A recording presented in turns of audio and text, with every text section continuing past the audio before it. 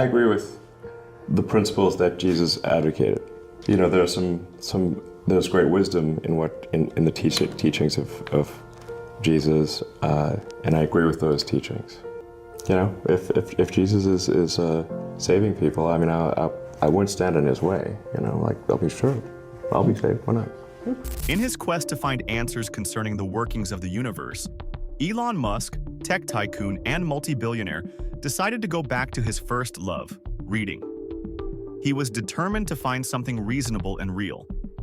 If there was a possibility of the involvement of a supernatural being in the affairs of the universe, surely history would point him in such a direction. He was deep into religious history when he accessed an ancient scroll, roughly 2,200 years old, that pointed to the possible existence of a Messiah, most likely Jesus, as the Christians believed, who was going to save the world. From that point, something changed in Elon. Could there be some truth to what he was taught as a child in Sunday school? Did he lean towards the Christian faith? Here's what the book said about the coming Messiah and how it changed Elon's perspective on the universe. Anybody can push a belief, but for a belief to be transgenerational, there must be a historical footprint or storyline of the belief that is being pushed. Although the Jewish religion is one of the oldest religions still in play, Christianity is the first faith-based religion that has a factual historical footprint. It was like a force because it was quickly recognized by the Jews. Other recognized religions in the world have referenced Jesus in their holy books one way or the other. Many ancient documents confirmed the storyline of what it was like for Christianity when the Jews controlled a lot. And while a lot of people look for different ways to discredit the authenticity of Christianity, history does not lie, and we are about to find out why.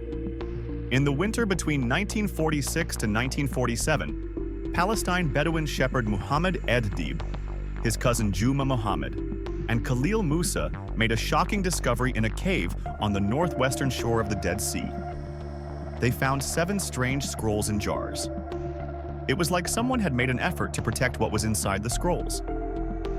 Being the fearless one, Ed-Dib got into the cave and went ahead to retrieve 3 scrolls from the jars, which were the Isaiah Scroll, Habakkuk Commentary, and the Community Rule, and took them back to show his family his discovery. When Ed-Dib showed his family the scrolls, they thought it was strange that someone left them in a cave. And since they were not familiar with the writings, they decided to keep the scroll on a tent pole, occasionally asking passers-by if they knew anything about it. While they sought answers and the interpretation of their discovery, one of the scrolls, the Community Rule, was split because it was not preserved very well. When the Bedouins were tired of finding answers, they decided to sell the scrolls to those who cared to buy them. They took it to many antique shops to see if anyone was willing to buy their ancient scrolls. After searching for some days, they ended up releasing the scrolls to 2 antique dealers. From that point, the scrolls kept changing hands till they caught the interest of the American Schools of Oriental Research, ASOR. When ASOR got hold of the scrolls and found certain similarities with the oldest biblical manuscript then known, they quickly concluded the scrolls were written in Hebrew and the Jews had something they wanted to document. ASOR decided to keep it and conduct more research about it. By the end of 1948, nearly 2 years after the discovery of the scrolls, scholars had yet to locate the original cave where the other parts had been found in the jars. It was like the cave had disappeared. But ASOR was still determined to work with other nations to find more about the scrolls, and they got what they wanted. In 1949, the government of Jordan finally allowed the Arab Legion to search the area where the boys had found the cave. This was when they rediscovered the original Quran cave, and the archaeologists immediately got to work.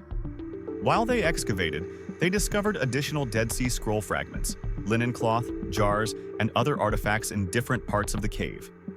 3 years after the excavation of the Quran cave, the archaeologists found another cave with about 300 strange fragments from 33 manuscripts, including fragments of Jubilees and the Wisdom of Sirach written in Hebrew.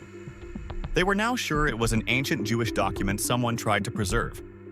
From that point, researchers kept widening their search area, gathering a collection of 981 different manuscripts from 11 caves. In the 4th cave, the fragments were torn into up to 15,000 pieces, taking a village to gather. Most of the manuscripts are written in Hebrew, with some written in Aramaic, and a few others in Greek.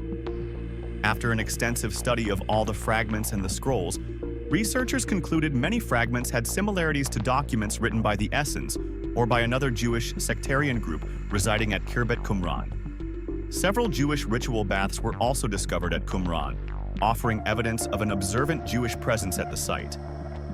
But something else caught their attention, something that would give a backbone to the stories written in the Old Testament of the Bible.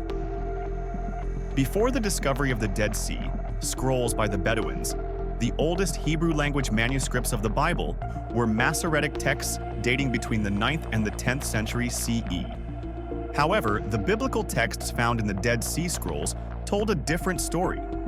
It sent the date back to the 2nd century BCE. This meant that these biblical texts could be used to get the Masoretic texts.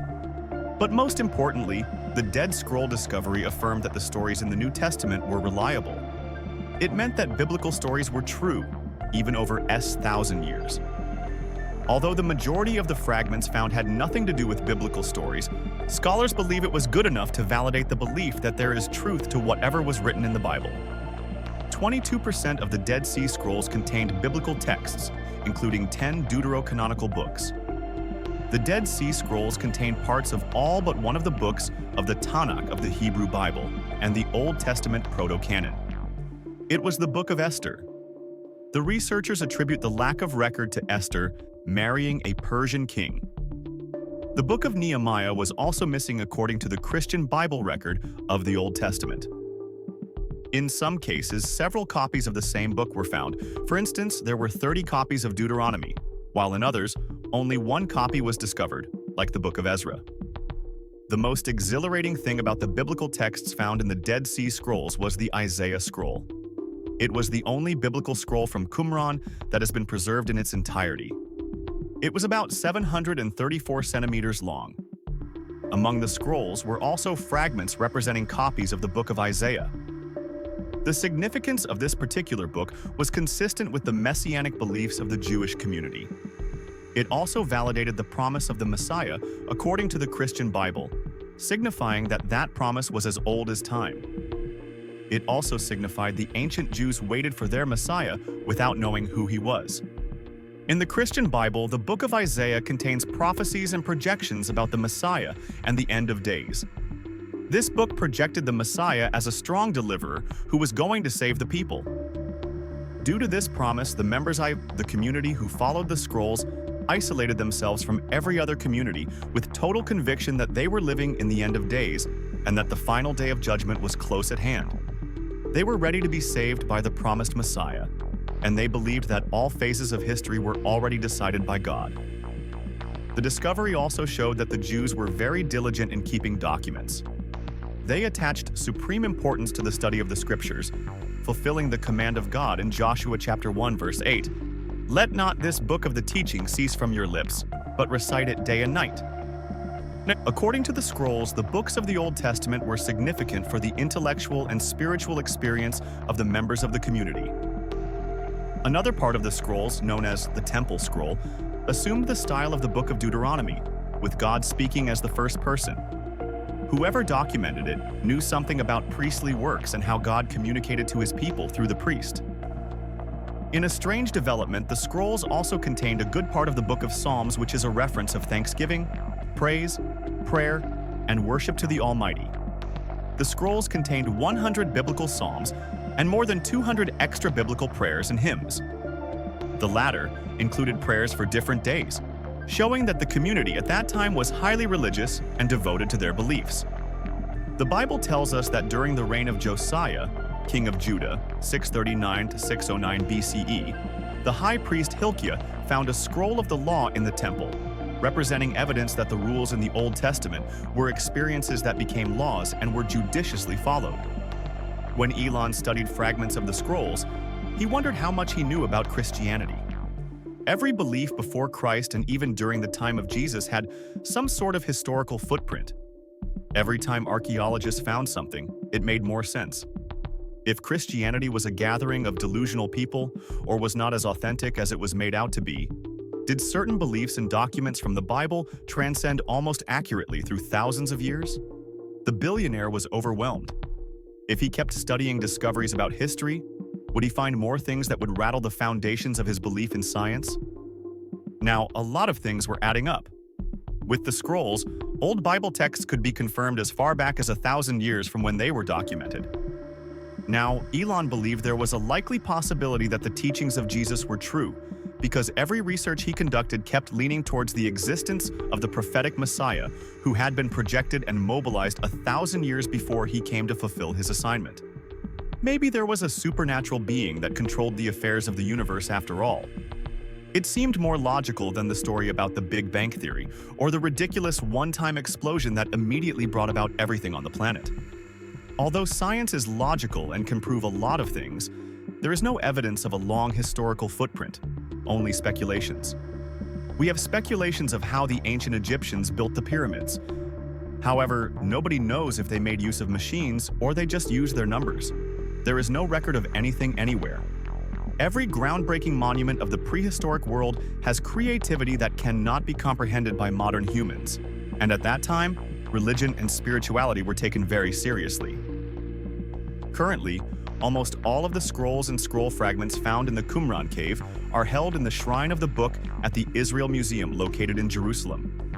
The shrine was built to embody how the scrolls were preserved when they were found in the cave.